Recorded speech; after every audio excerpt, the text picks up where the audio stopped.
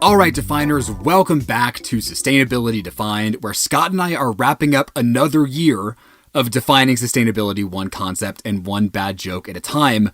We have arrived at our December annual special. This is episode 64, the 2021 Holiday Hodge-Podge. Scott, welcome. It's a festive time to be here. Tis the season, Jay. Tis the season. What does this year's Hodgepodge look like? Well, it's pretty similar to years past. Okay. So we've got the podcast year in review. We've got some personal updates, Jay. Favorite articles. Sustainable gift ideas. Now, the sustainable gift ideas, we do actually have something new there. We're doing a holiday giveaway via our Instagram page. So stick around for that because we'll explain how you can win some cool stuff. And then we want to give some thanks. It's that time of year to give thanks. We're ready. Maybe to some holiday cheer. Yeah. All right. So looking back at this year, Scott, as you mentioned, we like to go through our favorite episodes first off. And I don't know, it's a nice chance to look in the mirror and think, okay, what kind of stuff did we cover this year? And it's always kind of nice to do that. So this one I know was tough for both of us. As I was sitting back trying to pick out mine, I was really wavering between eco-anxiety and then the sea level rise episode we did just last month, Scott, just for so many reasons, because that was just so mind-blowing. Sure. But for me, because eco-anxiety underlies basically every episode that we do, at least from my standpoint, that's what I have to go with. So yeah, eco-anxiety. I was proud, Scott, that we were able to contribute to this growing and really critically important topic that we know a lot of our listeners enjoyed as well. My favorite fact from that episode, if we could actually even call it a favorite, is that in 2019 alone, Oxford Language reported a 4,290% increase in the use of the word eco-anxiety. So it's, I don't know, good news, bad news, but it's on the map, that's for sure. Right. And what's interesting, Jay, is I feel like because now it's top of mind for us, I know in our sea level rise episode and our transit-oriented development episode, we asked our guest, how don't you get overwhelmed and how do you deal with you're not making enough progress? So I like that we've added that to our more typical repertoire of questions. Yeah, it's a nice humanizing layer to the conversation. Totally. All right, so Scott, I took some good ones off the table. So what do you got? Yes. So I do love those two as well, Jay. But I'm going to choose some different ones. So sustainable landscaping I really liked. I've been wanting to do that for a while. And it's crazy to me still that taking just your typical lawn grass, about 2% of the land in the United States is covered with it. And that's compared to 1.3% of land that is paved. So you just get to all the streets out there on the highways. There's more just lawn grass. And hopefully this no-mow movement that we talked about and electrical lawn equipment spreads so that the footprint of all that lawn grass decreases. Yeah, Scott, it's funny. Sometimes I'll be in the car going somewhere and randomly this episode flashes across my mind because you see those medians or like those roadways that just have no business, taking up a good amount of irrigation, but alas, there they are. So yes, this one for me also has been pretty top of mind. Also, the people that spend a lot of their day around the leaf blowers, and what are they breathing in? That too. Something I had never thought about before that episode. Right, and I'd also be remiss if I didn't mention our carbon pricing episode. I mean, this has been on my mind more recently with COP26, and we really need that price on carbon if we're serious about addressing climate change. We need that financial push to get people going in the right direction, and we talked about in the episode the best ways to do just that. Yeah, that was a great wonky one. From a policy standpoint, you need a wonky one every once in a while. Oh, we were definitely due, and I think that one and Dr. Mark Hafstead helped us deliver there for sure. So, okay, those are our favorite episodes. Next up in this yearly rundown, we touch on some podcast achievements that I know, Scott, you and I are just continuously just delighted to see, right, as it hits these new milestones. The first one to touch on, we're now at about 410,000 total downloads, which is a huge milestone for us. Suddenly, Scott, 500,000 is like in the crosshairs. That'll be a fun one too. But that means that since last year, we saw over 100,000 downloads, an increase of about 33%. And we're still averaging about 12,000 downloads per month, which is about in line with where we were 12 months ago. So that's always a fun metric to look at. Well, and I'll say, Jay, with the download counts, I mean, it's kind of almost nice that we held steady in a sense. We haven't gotten Amelia to the we're trying to free her up so that she can do more marketing stuff for us and we can get it out there. But to hold steady amid COVID craziness, I think is actually pretty good. And, we only come out once a month. A lot of podcasts, they might say, well, we have this many downloads, but they're coming out with like 3 episodes a week, Right. And I think also, Scott, it's kind of been cool to see the like maturation of sustainability podcasts Totally. in general.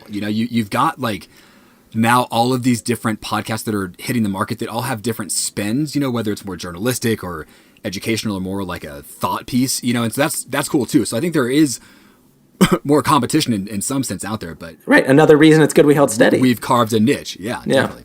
But along those lines, and I know not everyone's preferred podcast player can let them do this, but we also love looking at iTunes reviews because that's, a number to track also, but because there's some feeling behind it. So right now we've received 202 iTunes reviews, which is up from 177 this time last year.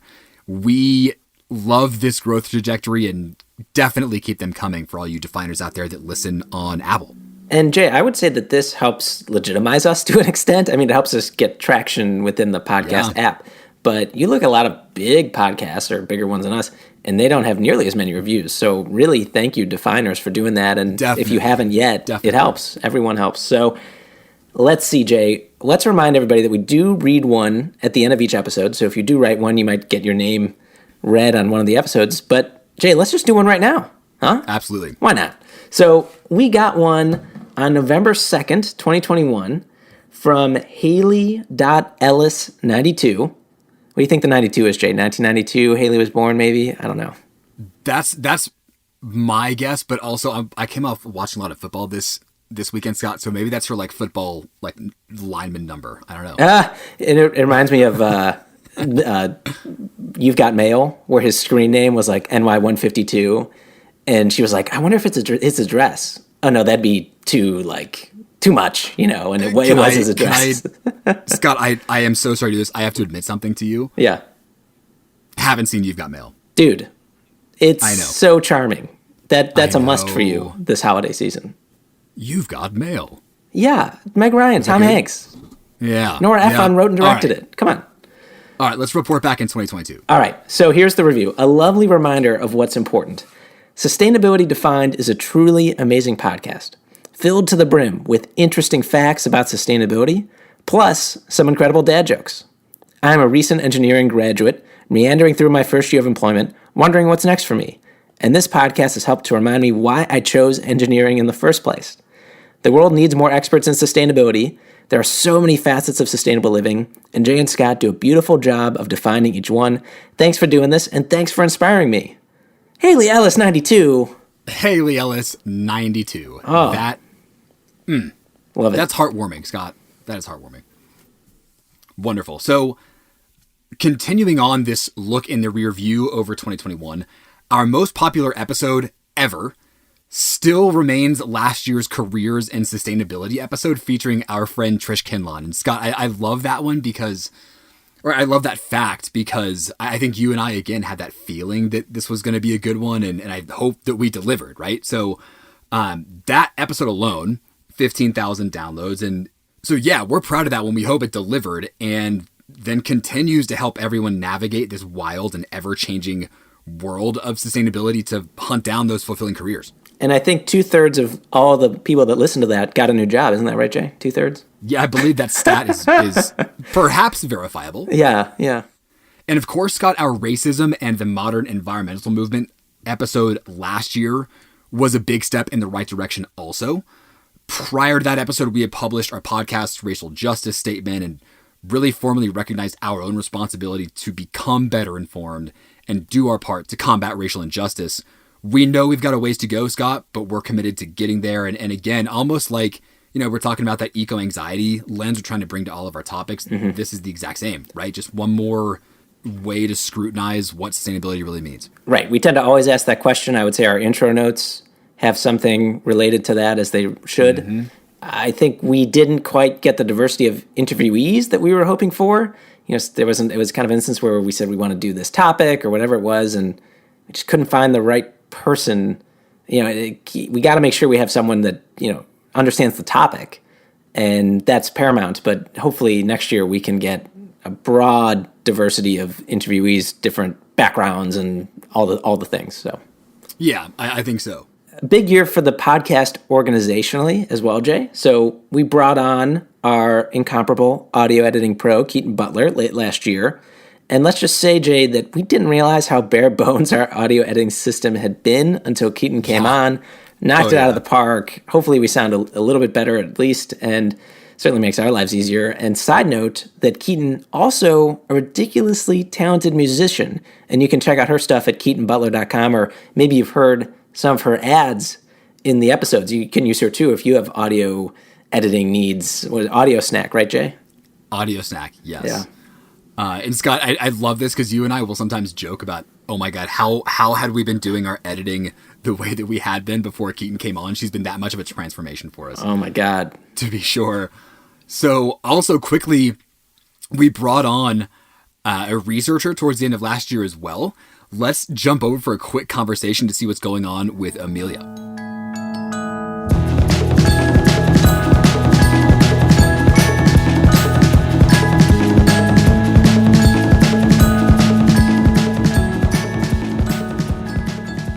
All right, so talking big organizational steps for the podcast this year, we are trying to find every opportunity to bring our new researcher, Amelia Kovach, back on the show because she just makes our lives so much easier. So anyways, here she is. Amelia, thanks for coming back on. Tell us how things are going and perhaps fill us in on this awesome new job you've got. Yeah, for sure. Thanks, guys. Looking back, it's been a minute being on this podcast. I was like, wow, it's been a couple months, but it's been more than a couple months. It's been since May, which is just crazy that time's kind of flown that by. But yeah, happy to be here. During this time, I've also, like you said, got a full-time gig, and I graduated college a year ago during the pandemic. And so that was really hard finding a full-time job in the sustainability field. I'm sure there's a lot of listeners out there that feels that sentiment, but I work for Walking Mountain Science Center on their sustainability team and help with their zero waste events. So it's been killer out there, but also it's been really great to work for you guys and learn more about the back end of the podcast, what research goes into it, and the immense amount of planning as well. Like, you guys do really want this to be an amazing podcast that listeners can take away some really great information and their communities, to their jobs, to their friends and family. And I really appreciate the process and the dedication that goes into this. So shout out to Jay and Scott.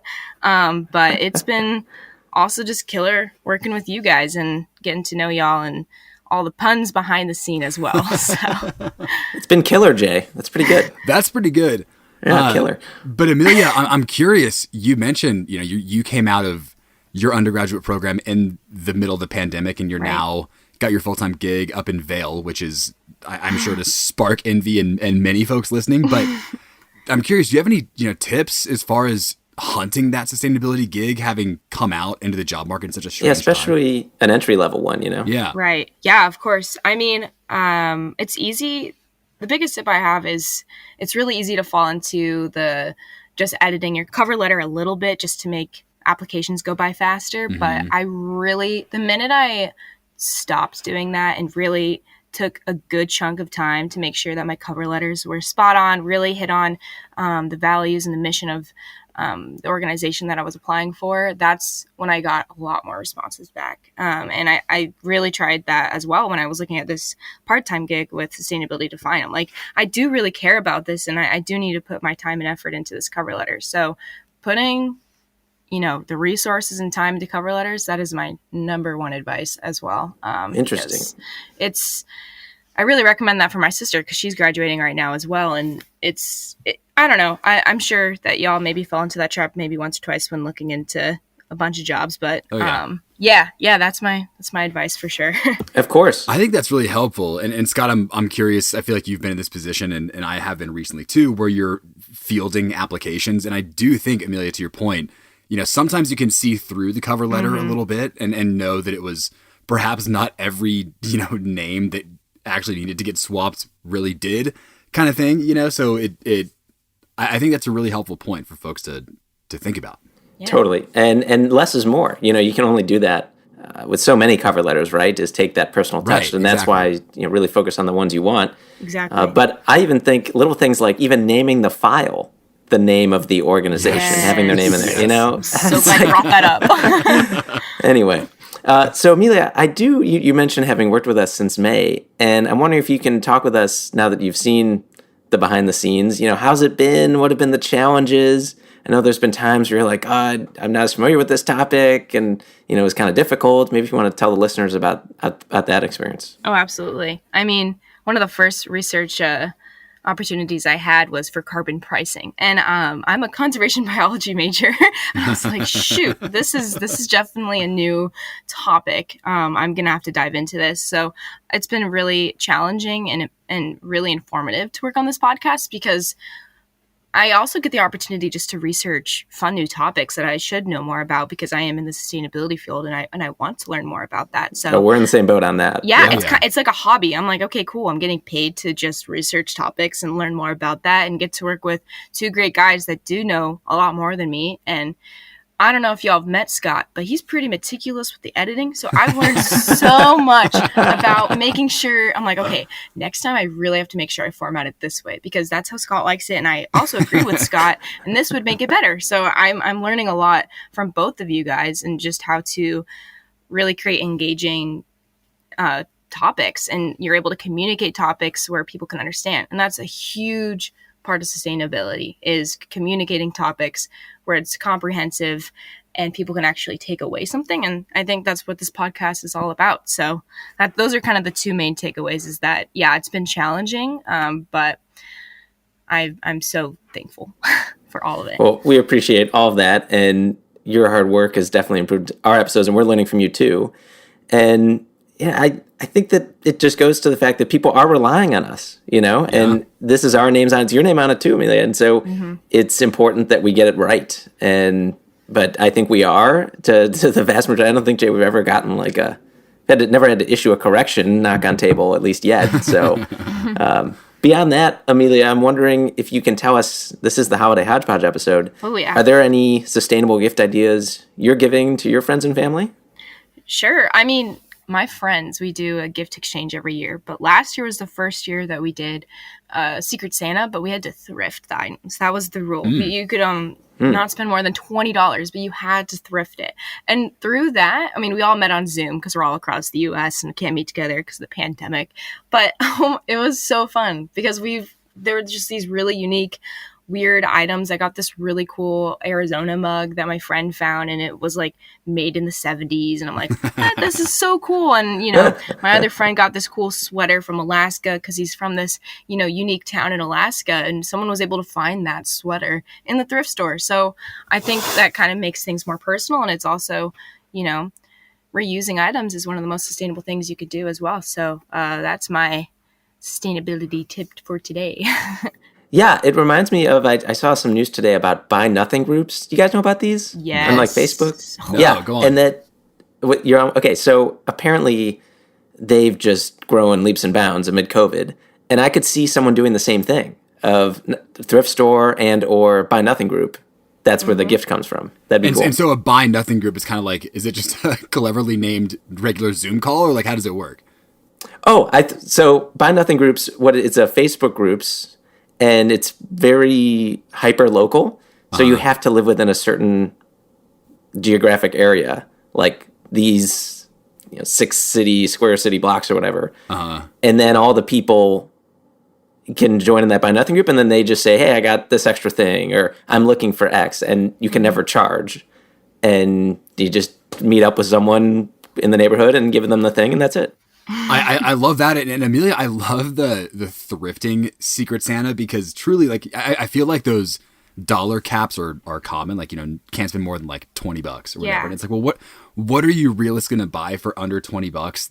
In my head, it's super plastic ridden, right? Right. And then it's like, is it something that someone's actually going to use, or is it just going to get kind of forgotten and just left somewhere kind of thing? So I love that spin. And you could get a lot for $20 at a thrift store. Let's talk about that as well. So I walked away with 3 sweaters, a mug, and I mean, it was great. So my person was very happy with the presents I provided, hopefully. Especially if you go on the day where it's like, pay $5, you get a bag, fill it with whatever you want. It's like a big box shows up to their door. They're like, a Secret Santa? What's this? Yeah.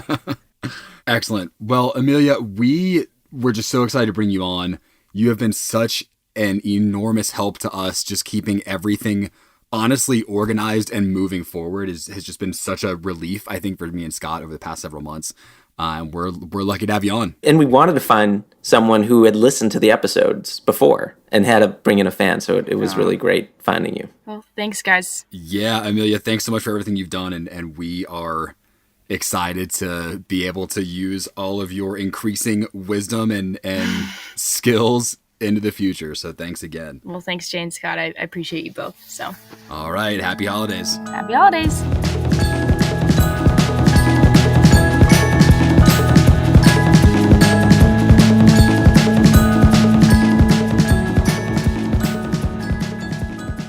We also, Scott, celebrated our 5-year anniversary this year, which I love. Again, just adore. It snuck up on both of us, and I know we were both like, we probably should have done something more exciting or cool around it. It slipped, but that's okay. That was in April of 2021. And of course, we started the show back in April of 2016, although I will never forget, it was that happy hour, of course, at what's the name of that bar? You just can't forget, huh, Jay? Oh my God. Mission something? Yeah, I think it was the Mission Bar, yeah.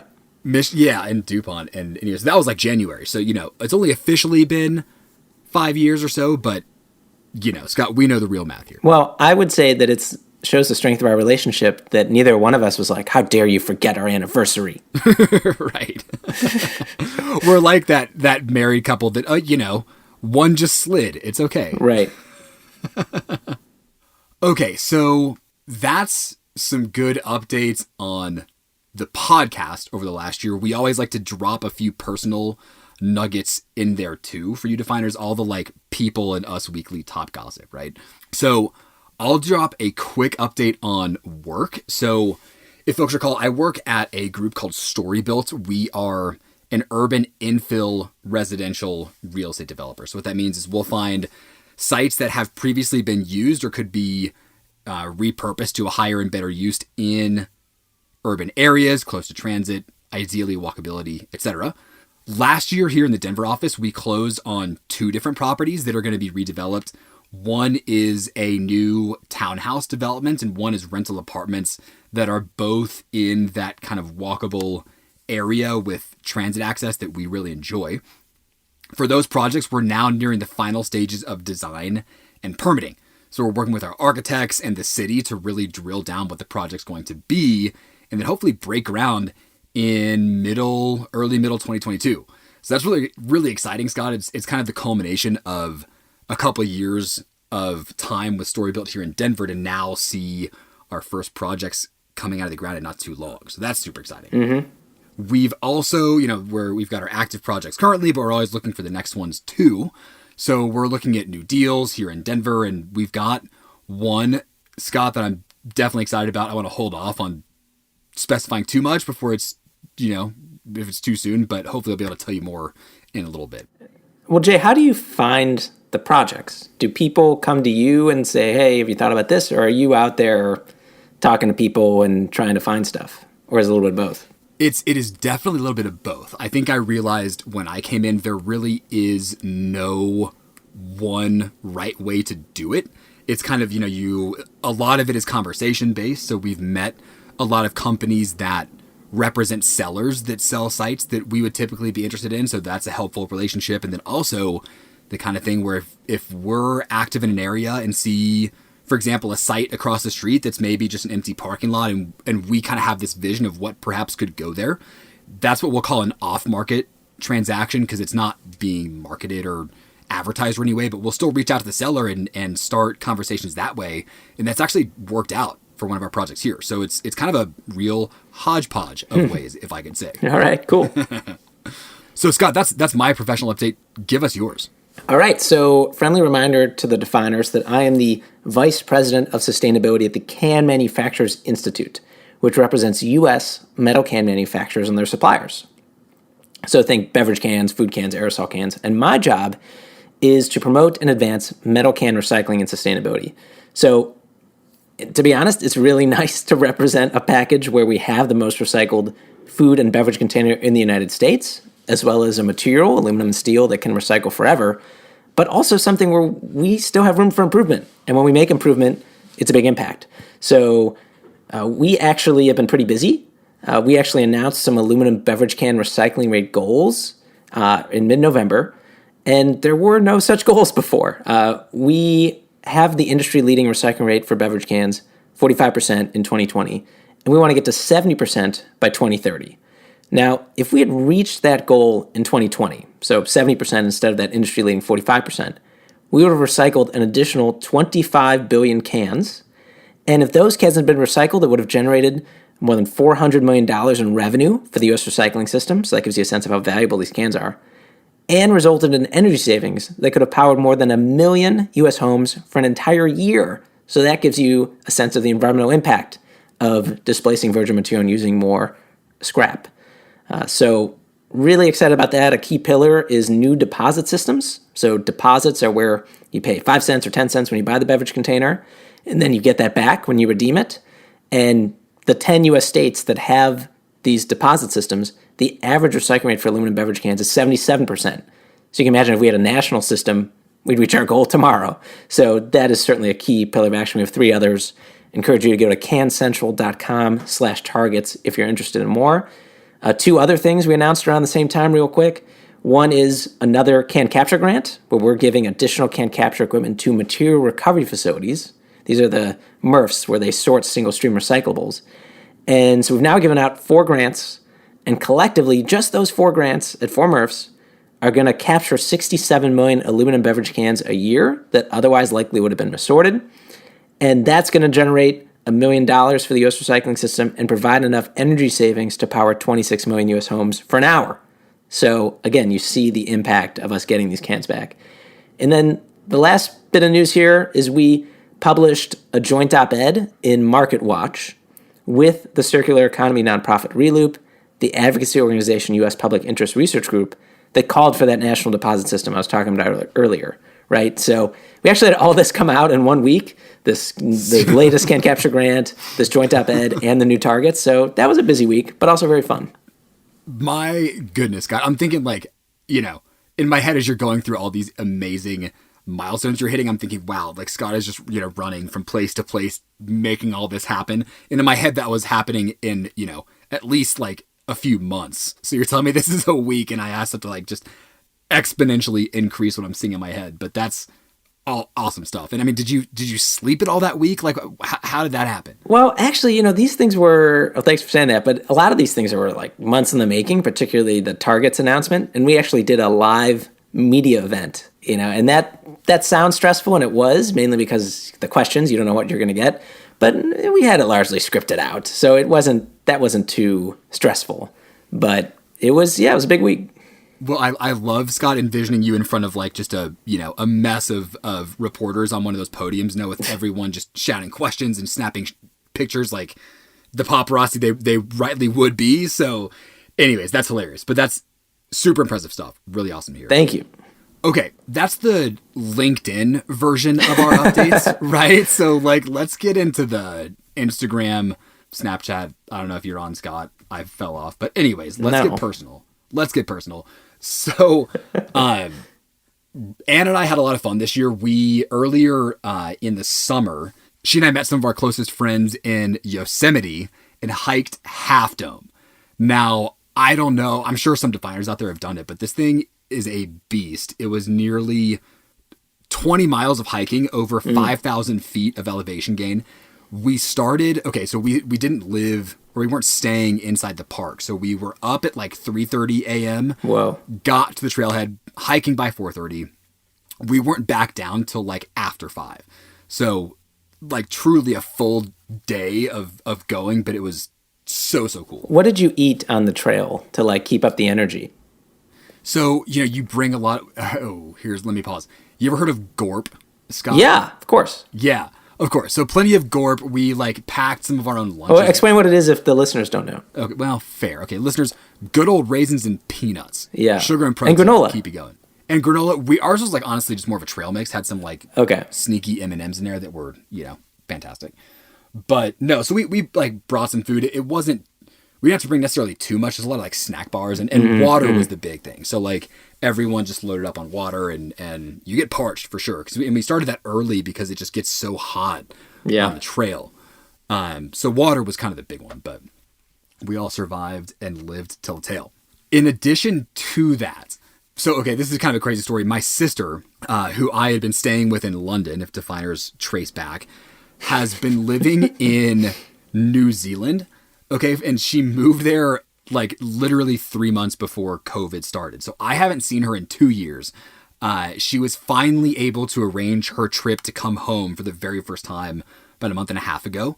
So that was just amazing to be actually able to see her, and she'd gotten the right visa status to get back in more easily. So that was a big deal personally. And fun fact, my sister is actually the one that connected me and Anna. So we got to always toast to her for that.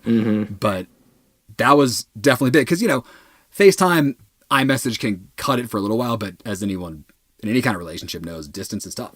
Yeah. So other quick updates, I believe late last year, we'd gotten our dog Judy.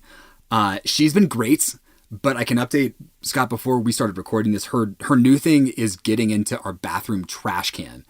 Okay, and so like, I'm coming into the like closet I used to record, and I see a piece of floss hanging from her mouth. So that's always a fun sign. Can't you do the thing? I mean, like we have in our kitchen where it locks. Oh yes, we've needed a new trash can for months now, and this is purely on us. We're not changing it out, but. The other problem is, like, you're like, listeners are probably like, well, why don't you just shut the door, dude? She can open doors. She's learned how to open doors now. So no one is But safe it's never Judy's fault at the end of the day, so. Well, not when she flashes those eyes at you. Exactly. The other quick update, I'm going to claim here that I now have a solar-powered car with a little bit of an asterisk. The asterisk being, earlier this year, I got an EV and was able to take advantage of state and federal tax credits, which was really awesome. And on top of that, recently financed some solar panels here for our house. Shout out to episode 7, an oldie and a goodie. On solar financing, right? On solar financing, that's right. And so now I'm actually borrowing Anna's dad, her dad's name is Dave, his favorite joke, and now saying that I drive a solar powered car, which is, I don't know if it's totally true, but we're able to capture solar energy, and it is the car that's able to draw on that to charge it back up. So anyways, that's going to wrap it up for me, Scott. A lot of, I'm sure, tabloid worthy headlines there, but it's been a good year, COVID aside. Okay. I don't have too much to say on the personal side. I will give you an Adrian Breen update now that you're bringing up EVs. So all right, here we go. My mom bought a Tesla. Nice. And very excited about it. But my brother and I told her, we're concerned because this car's like a computer, basically. And we feel like you're going to have technical challenges here and you're going to be like hitting 0 and trying to call the operator or something. And also, we're going back for my friend's wedding and she's not letting me drive the car because apparently it's like a different, she doesn't trust me because it's different. I don't know. Oh, man. Well... Scott, I'm hoping that changes by the time you're back. But no, it's funny. You look at those Teslas and like the whole console is just a huge screen. And there's like, I don't think there's even anything behind the wheel. So it's like all through the screen. I get it. It's like totally new. But to her credit, she's learned quick and she's very happy with it. So that's good. Other news on my end, I am now an uncle. Oh, congrats. Thank you. My brother had a baby named Charlotte Joe. And she'll go by Charlie Joe, hopefully a future definer. And she's got no choice. She has no choice. My dad's name was Joe, so I'm glad his name was incorporated. And she's beautiful. As my brother says, she's all cheeks right now. She's probably one of the cutest babies of all time. So, yeah, pretty cool. And Shannon and I continue to love each other, but also love the kitty, Delta. And we had a pretty epic trip to Italy this year, where we took high-speed rail to Rome and Venice and Florence and Bologna. So that made me think of our episode on high-speed rail. Oh, definitely. And then I did also pass the level 1 exam of the Fundamentals of Sustainability Accounting, FSA certification. And we're taking level 2 early in 2022, and that'll mean I'll have the full certification. So this has been helpful because, Jay, I'm working on our personal ESG investing notes. So those of you who we thank very much for listening to this episode, you're getting a sneak peek. Next episode will be on personal ESG investing, where we'll explain how to do that, but also what we're doing with our own personal money, but also what we're doing with the podcast money. Scott, I think that'd actually be kind of cool if when we get around to that episode, you can maybe give us a review of what your certification process has been like, if other definers are interested in doing the same thing. Totally. Okay, so we've talked podcast updates, we've talked our own updates, both professional and personal. Let's now get into our favorite articles that we read over the year, which I know, especially for you, Scott, with your amazing cadence of LinkedIn posts, is probably very difficult. So we've just narrowed down to 3 that are noteworthy for today. So I'm going to start with one that's, hits relatively close to home. The title is called "This Colorado Community Was Proof an All-Electric Net Zero Future is Possible. Now that vision is under siege." This came from CNN. So, Scott, this report centers on a new residential development in Arvada, Colorado, called Geos. Arvada is probably, 20 minutes from where I am. Okay. On the northwest side of Denver. This development was called Geos, Geos, and it was described as, quote, "a net zero community where the homes produce enough energy for the year with renewables. Each home has a solar array and a herd of goats to keep the grass and weeds at bay." Okay, so that's very visual. The original developer of the project, named Norbert Klebel, didn't get a chance to complete this vision, however. So he had started the project and had started to sell some homes, but wasn't able to work his way all the way through it by the time he needed to end up selling and generating some additional personal funds for, of all things, a divorce. Okay. Okay. So he had to sell the remaining balance of this project to a different developer in November 2020.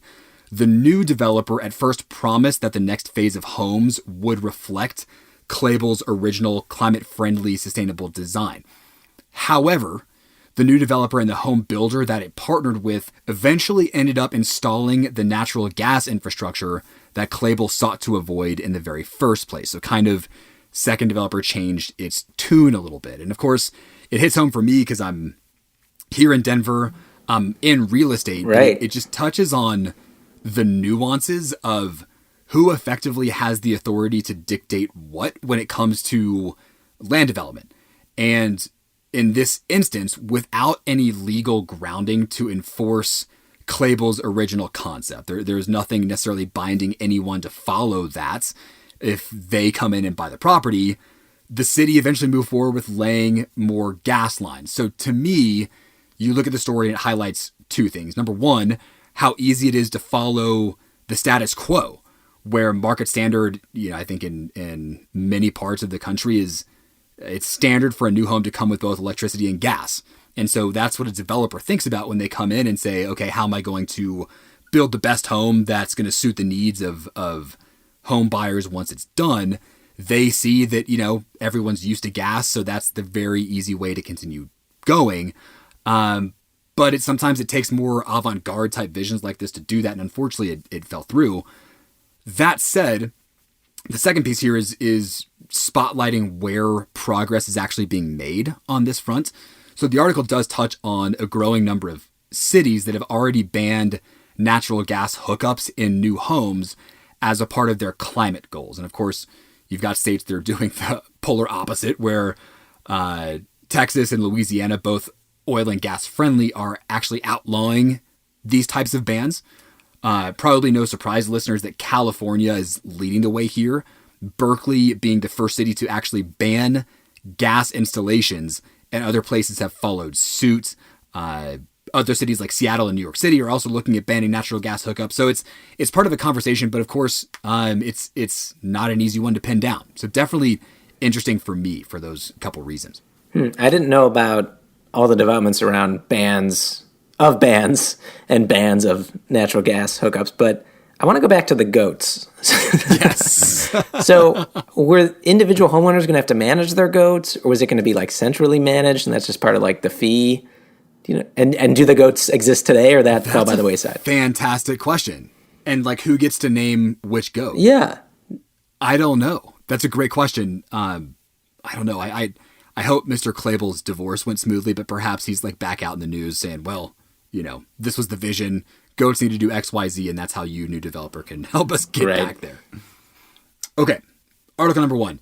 Article number 2 came from BBC, says climate change, fossil fuel production set to soar over the next decade. Oh boy. So, yeah, right. So like that's kind of it. The article's sobering title says it pretty straight. Per the United Nations Production Gap Report, countries will drill or mine more than double the levels needed to keep the 1.5 degrees Celsius threshold alive over the next 9 years, which is really not a lot of time. The article states that despite the flurry of net zero emissions and the increased pledges of many countries, some of the biggest oil, gas, and coal producers have not set out plans for the rapid reductions in fossil fuels that scientists say are necessary to limit temperatures in coming years. Additionally, the UN report highlights that most governments continue to provide significant policy support for fossil fuel production.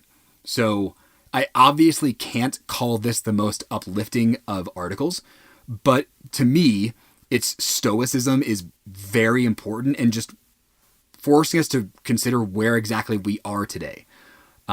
Just the realities of what we're surrounded by. It reminds me of a video that the New York Times did on Greta Thunberg titled "Greta Thunberg Has Given Up on Politicians." Ultimate point being, there's a lot of talk around emissions targets and important advancements in sustainability. But again, we can't lose track of the reality of the situation that we currently find ourselves in. So, Scott, what did you make of that one?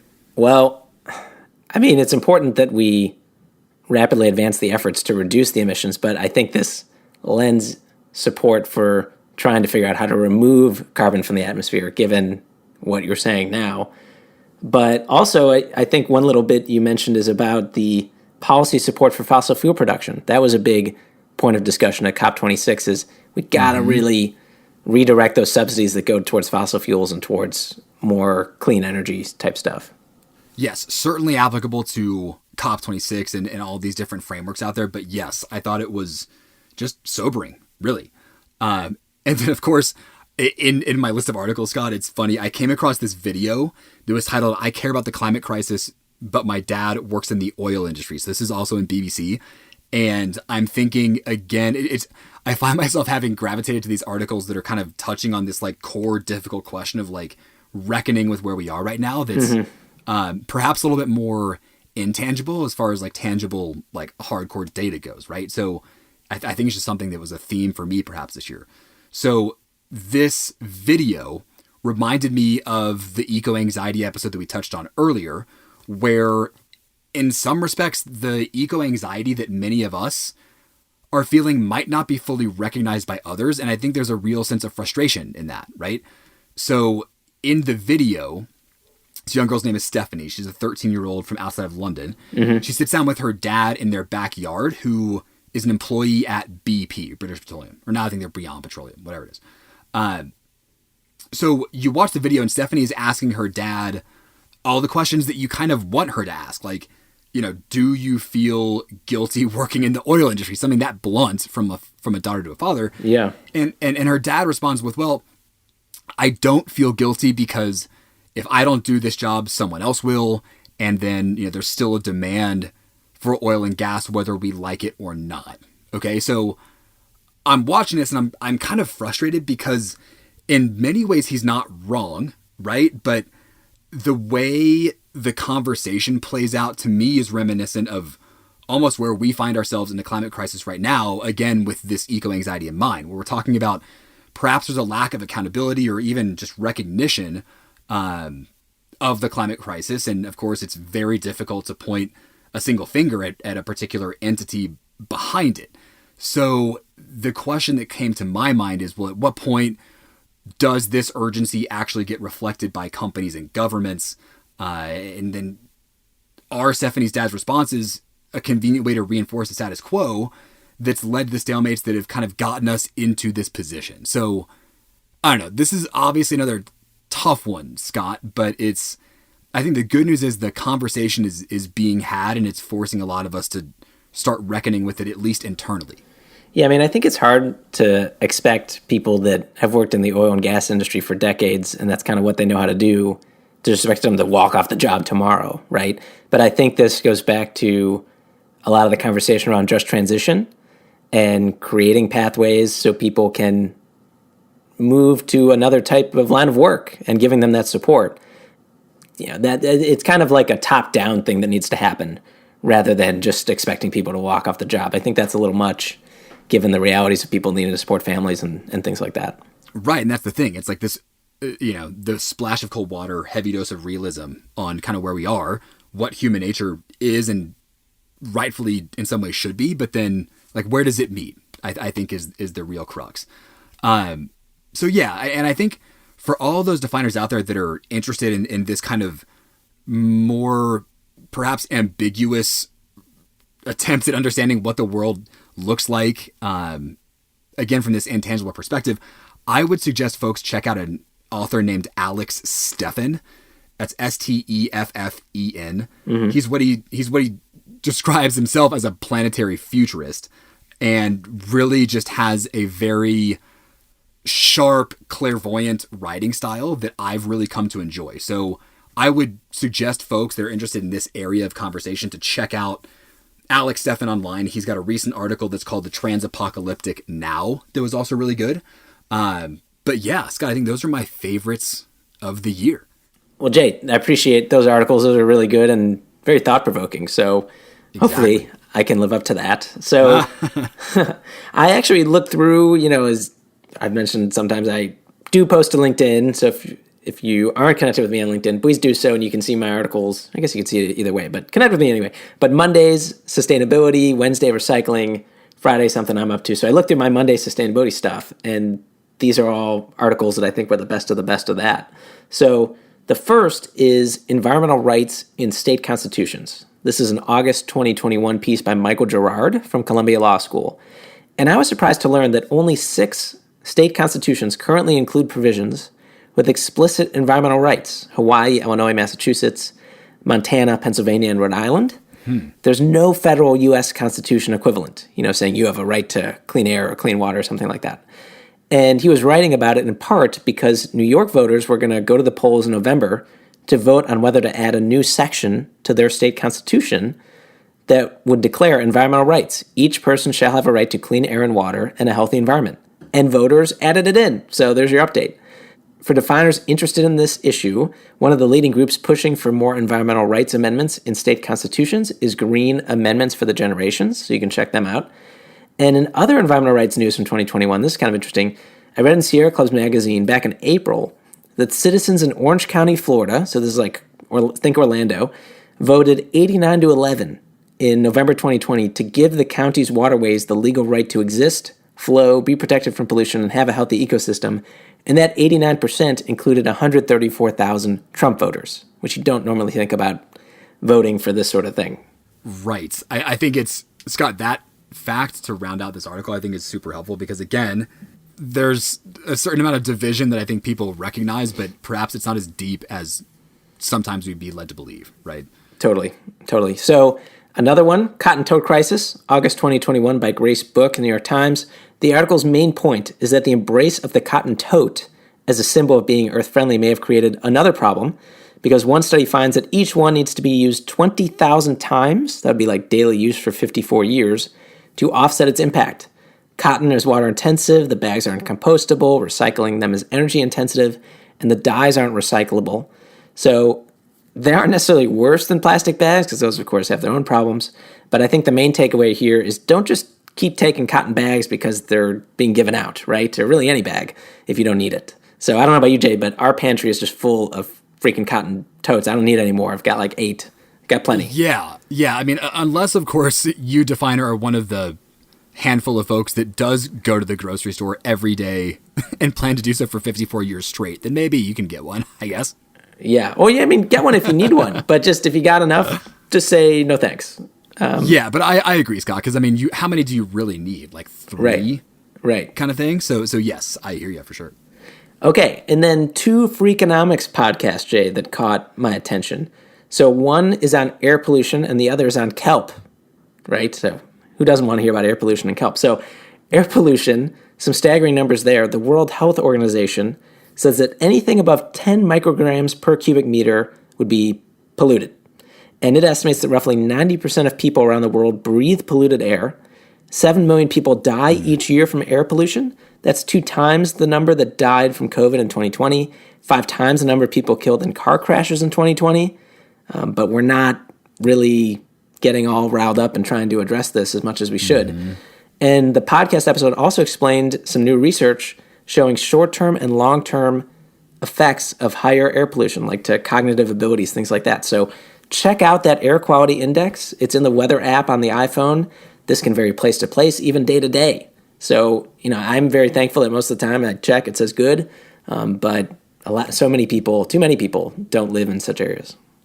I'm happy you brought this up because in Denver this past summer, wildfire smoke was horrific.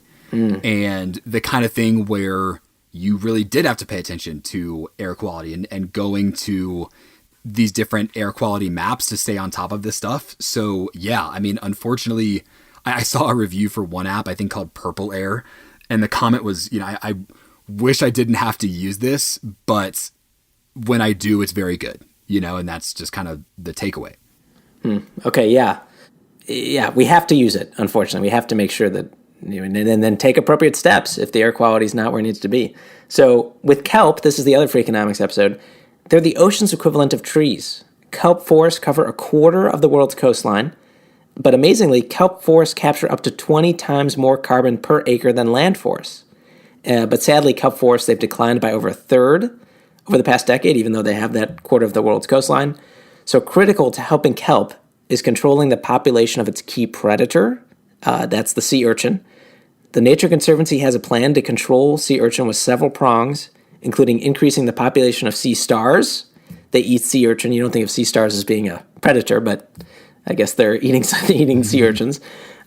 Promoting urchins as culinary cuisine, including the invasive purple kind, and growing kelp in controlled environments before releasing them into the ocean.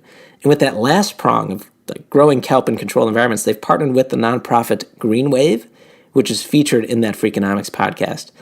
And apparently, if you're thinking about eating more kelp, which you should, native seaweeds contain more vitamin C than orange juice, more calcium than milk, and more protein than soybeans. I'm going to certainly be looking to incorporate more seaweed and, I guess, urchin into my diet. Scott, did you ever watch Johnny Tsunami? No. What's that? It is a Disney Channel original movie, and it's kind of like skiers versus boarders. Okay. And the boarders were given like the dismissive nickname the urchins, I think. So, I snowboard myself. I don't want to be, necessarily chided for doing so, but I cannot help but think about Johnny Tsunami when you're talking about all these urchins, which perhaps and hopefully are super delicious. You're a sea star, Jay. Oh, thank you, Scott. And a land star. Oh. Oh, wonderful. That was bad. All right. So I've just got some quick hits, Jay, and then we can move on. So sure. April 2021, the Second Chance Business Coalition launched, and the focus of this coalition is hiring and advancement practices for people with criminal records. This is important because 1 in 3 Americans has an arrest or conviction that can significantly impact their ability to get a job. A criminal record alone can reduce someone's chances of getting a job 50%. So a lot of us luckily we don't have these sort of charges, and some people have charges that they really shouldn't because they didn't do it or whatever it was. But it really impacts them. And the companies involved here, Chase, McDonald's, PepsiCo, Visa, Walmart, they're going to develop best practices and launch pilot initiatives. This is something where I'm like, if people did their time, then they shouldn't be further penalized, but they still are, right? Just trying to get a job and get their life back on track. Mm-hmm. So, okay, and then also we have the Low Carbon Patent Pledge. This is companies that are taking this pledge. They're saying, okay, we're going to give free access to some key patents so that others can develop low carbon technology. Hewlett-Packard Enterprise, Facebook, and Microsoft, I guess it's Meta now, huh, Jay, not Facebook.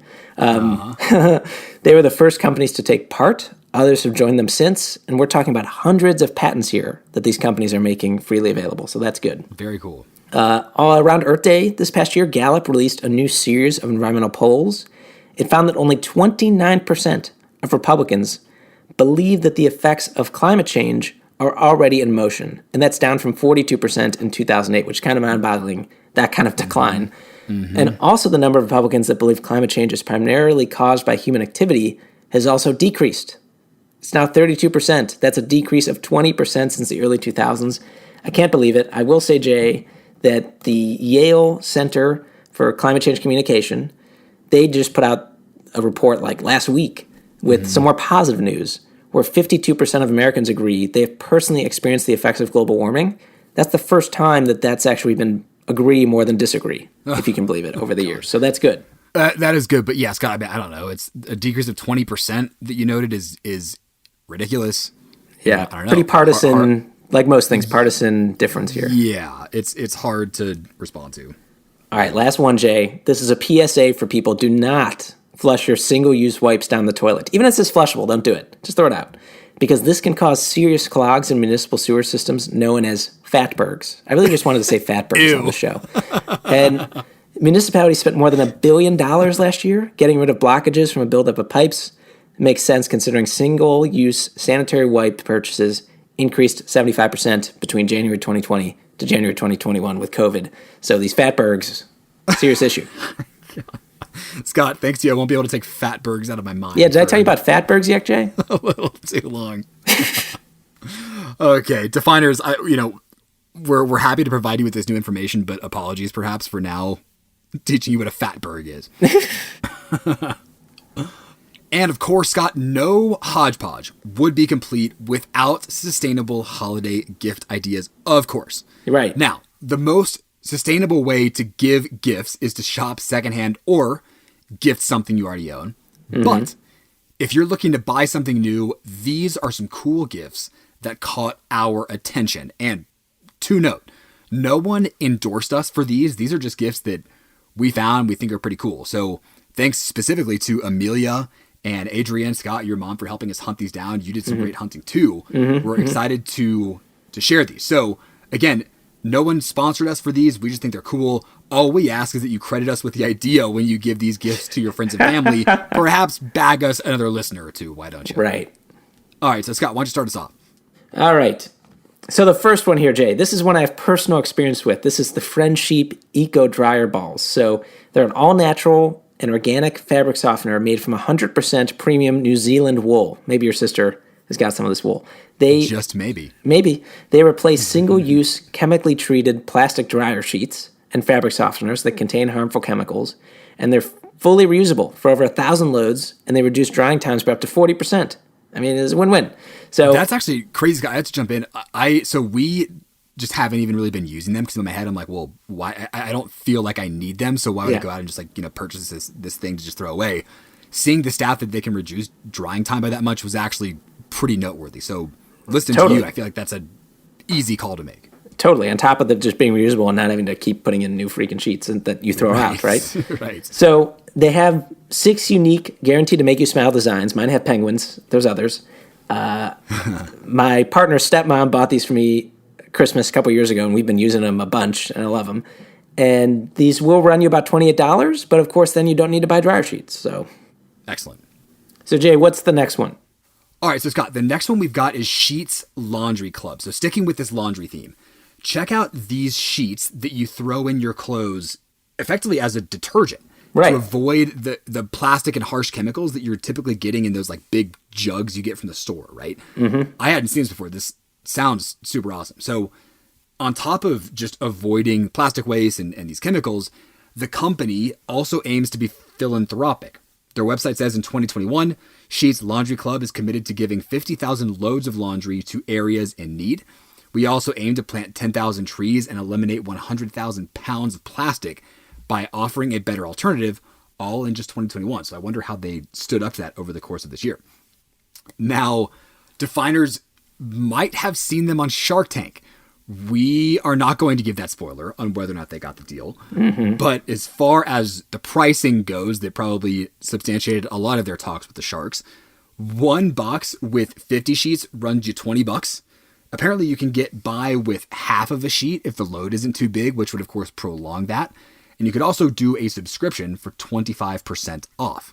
Pretty cool. All right. So let's move away from the laundry. Although I guess a Okay. little bit here because we're talking about socks now, specifically the avocado sock. Okay, so it's cute. I will say it's a cute little sock. Fits right up around your avocado. First things first. Right. And who doesn't love avocados, right? I think they're very tasty. And this cute little wool sock allows you to ripen avocados quickly and evenly, right? I know, Jay, I don't know about you, but sometimes I go to the store and they're all like rock solid. And I'm like, oh, yeah. I need this tomorrow. And then on top of being a product that can be helpful in that way, it also partners with people with employment challenges. They sew on the label, insert the drawstring, and attach the hang tag. So there's a lot of nice components here. One of these avocado socks runs you about $17. Scott, I gotta say, when I first saw this on the list, I was like, oh, socks with avocados on them, which Anna actually has. And so Of course Anna does. when I heard you say, oh, well, one, these avocado socks are cute, I'm like, well, yeah, Anna's are cute. And then, okay, pause though. We're talking about a sock for an avocado. Right. Anyways, I love it. Next up, we've got the Mason Jar Indoor Herb Garden. Scott, of course, nothing says you are an earth-loving hippie like a mason jar. Mm-hmm. And now you can take that to the next level with a mason jar you can use to grow herbs. It utilizes passive hydroponics to make it easy to grow the herbs without soil. You can choose between basil, cilantro, mint, parsley, and rosemary in your herb garden. So Jay, when I was looking at this, I was wondering if you could continue to use the thing, right, after the plant presumably dies at some point. Right. And because they give you some seeds to grow. And the answer is yes. It says, this is a quote, the stainless steel net pod and recycled glass grow medium can both be reused. You simply rinse with hot water, you add new seeds, and use soil or cocoa pith to help seeds germinate. Use a water-soluble fertilizer and follow its instructions. So even after you use the setup they give you, you can keep using this thing. One mason jar indoor herb garden runs you $22. Yeah. Next up, Scott, we've got Unpaper Towels. Unpaper towels, reusable and washable. They are made with flannel and cotton fabric along with terry fabric for absorbency. Absorbency is increased after the first few washes and will shrink just enough to be the perfect size for a standard paper towel roll. This is so cool. Mm-hmm. The ones we found are made by Marley's Monsters in Eugene, Oregon. A ton of fun prints. They run $16 for a 6-pack and $54 for a 24-pack. Note, definers, that we also saw online instructions on how to do a DIY version as well. Right. And I have to say, Jay, that sometimes in the background of my Zoom, we've got our paper towels here just for like really dirty stuff, and people like call me out on it. So I think I need to get these just to like, be more legit sustainability, because it's true. Paper towels, they can be super wasteful, and Totally. I'd like to avoid using them. So Put them back there, Scott, and I dare someone to bring it up. right. Oh, the unpaper towels. Yeah. Once I have them there, yeah, I'd be like, oh, you want to hear the story about that? Sure. So our last gift idea here is a window solar charger. It hangs on a suction cup hook that attaches to any window. It's got a USB port so you can charge whatever. And it's educational because, it's on your window, but also because it has a transparent design that allows you to see the solar tech inside. And it's also awesome because the company is very explicit that they don't want you to throw this thing away. Tell us what's wrong and we'll gladly take it back and replace parts. So this runs you a bit more expensive than some of our other products here, a bit more than an avocado sock, $139 from a company called Group Hug, Group Hug. Oh. Okay, definers, Scott teased this at the very beginning of our conversation today. This is something we've never done before. I know we're super pumped to do our holiday Instagram giveaway, right? So confetti, sirens, here we go. Yeah. Right? So, Scott, this started because you and I get a fair number of emails from companies saying, hey, we have this cool product. Do you want to feature them on your podcast? Now, of course, we only do episodes once a month, so normally we say thanks, but no thanks. Too hard for us to incorporate into a select number of shows. But then we kind of paused and said, well, hold on, maybe these companies would be willing to make some kind of product available that our loyal definers could win. And lo and behold, we have 3 companies that said yes. So here we are. So Yeah. We're going to tell you about the products involved in our giveaway, and then we'll tell you how you can score one. So the first sponsored gift we have is Better Grounds. Better Grounds is the all-organic and ethically sourced specialty coffee subscription. Better Grounds helps you discover and experience incredible coffee from roasters across the country that not only taste better, but is truly better for your health and the health of the people and planet producing it. So by shifting buying and consumption patterns towards certified organic specialty coffee, Better Grounds is advocating for the long-term health and well-being of those who produce and consume coffee, as well as the delicate ecosystems that make the coffee experience possible, which I know I rely on literally every morning.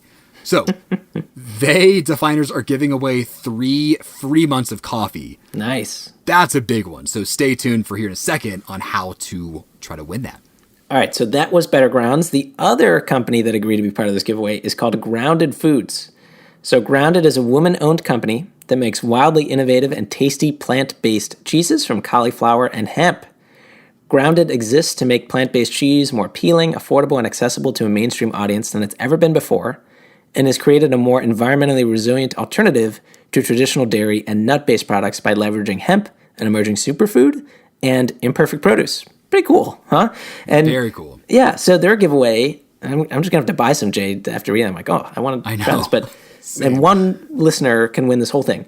Cheese-free cheese sauce. I think my girlfriend needs some cheese-free cheese. She likes cheese sauce. Hemp seed cream cheese, onion and chive, and then hemp seed goat cheese, garlic, lemon, and thyme. Really? Oh, man. All right, and the third company on this episode's giveaway, again, our very first giveaway for our Hodgepodge series, super exciting, is Made Trade. Made Trade is the best online store for ethical and sustainable goods with the largest selection of ethically and sustainably made gifts. You can shop by values that are most important to you, for example, vegan products, recycled or upcycled products, fair trade, sustainable materials, the list goes on. On top of that, Made Trade is climate neutral certified, which means that all orders on Made Trade are 100% carbon neutral. They are going to be giving away a $100 gift card to their online store. My goodness, sign me up. So, Jay, let's talk about how people can win this stuff. So, to enter, it's pretty simple.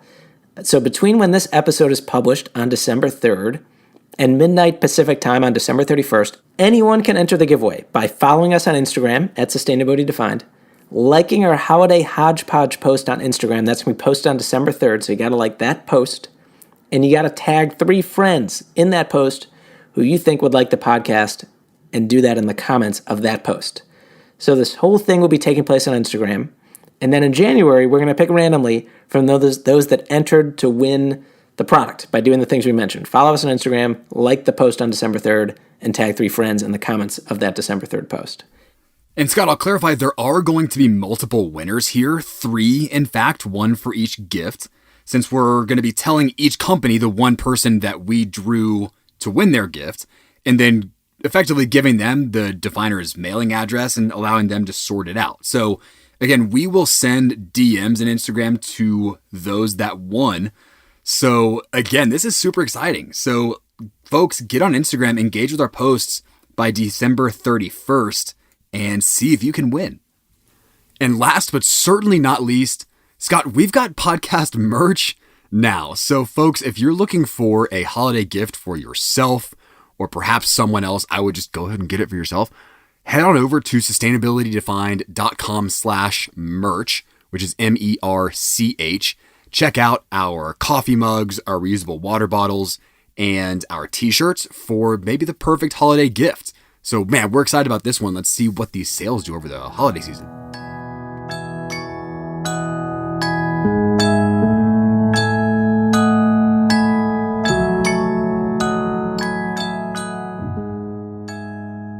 Let's start transitioning now and thanking our folks that have helped us do this over the last year and really beyond. You want to start us off? All right, so first we have to thank Adrienne Breen. That's my mom. She helped us with research for some episodes this year, of course. Continues to provide me and Jay with unconditional love, which, pretty awesome. Can't buy that. Can we just remind Definers what her license plate is? LMITW, luckiest mom in the world. Look for her. I'm not sure if it's on the Tesla yet, but at some point it'll be on there. And then we also want to thank Mike Brody. So that's my mom's partner. And he's also an accountant, so he's helped us with some tax issues that were interesting and a little stressful there, Jay, huh? We may or may not have had several notices from the IRS this year. Don't worry, we resolved it. We're just, a little podcast company here. We weren't trying to steal money from the U.S. Treasury, but we're still BFFs with our IRS friends, if any of them are listening. And thank you, Mike, for sorting that out for us. Yes, thank you, Mike. And Scott, we did get a letter from them that says, sorry, we shouldn't have charged you in the first place. So is that right? Yeah. Oh, we got to frame that. Not too long ago. Yeah, so I think we're all cool. But yes, that was a fun little learning experience for sure. Okay. On top of those two big folks to thank, we also want to thank Beth Bannerman and the Amorous team. The Amorous episode on biotechnology was actually our only sponsored content this year. We only do sponsored content where the client gives us the latitude that we need to cover, and what really we think we need to do the topic fairly so that it sounds like all of our other episodes, right? So we know that the Amorous one followed in line with that to a T.